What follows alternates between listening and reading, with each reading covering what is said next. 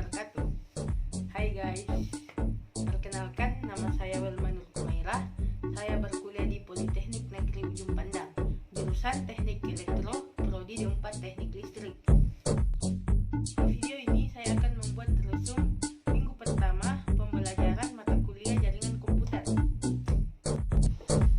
Oke guys, jadi minggu pertama itu kita membahas tentang kontrak kuliah.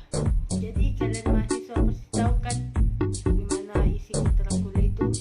Pasti sudah tidak asing lagi dengan istilah kontrak kuliah.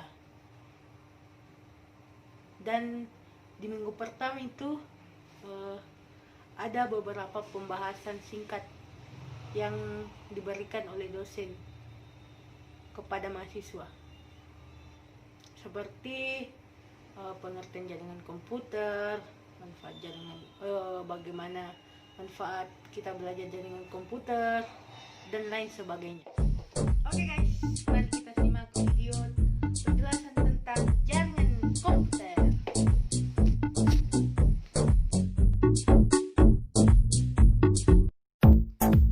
Pengertian jaringan komputer.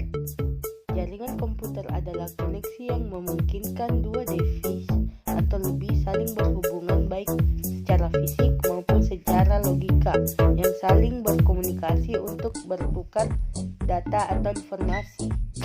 Manfaat mata kuliah jaringan komputer.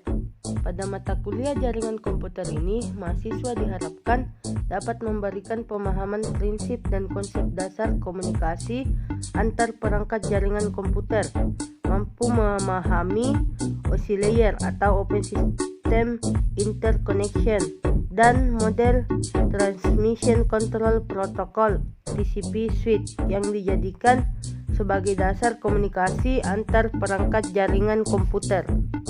Karakteristik jaringan LAN, MAN, dan WAN. Yang pertama itu LAN atau Local Area Network. Karakteristiknya yang pertama, jaringan LAN ini paling kecil di antara jaringan yang lain.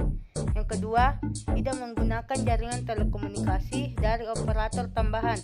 Yang ketiga, digunakan untuk penggunaan pribadi. Yang keempat, administrasi dilakukan melalui administrator lokal.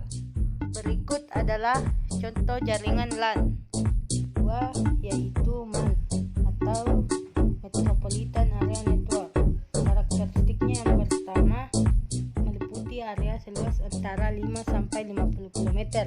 Yang kedua, MAN umumnya tidak dimiliki oleh satu organisasi.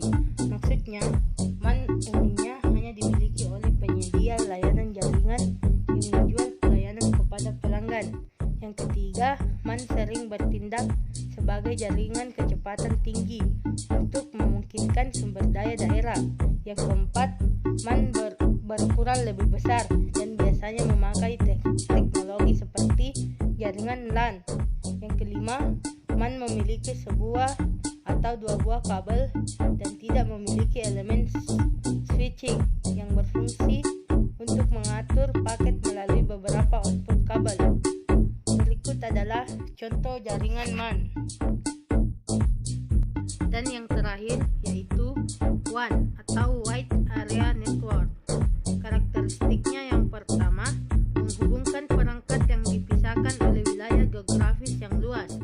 Yang kedua, menggunakan jasa operator telekomunikasi. Tujuannya agar perangkat-perangkat yang ada dalam jaringan WAN dapat saling berhubung satu sama lain. Yang ketiga, menggunakan koneksi serial dari berbagai jenis untuk mengakses bandwidth dalam lokasi yang berjauhan atau luas.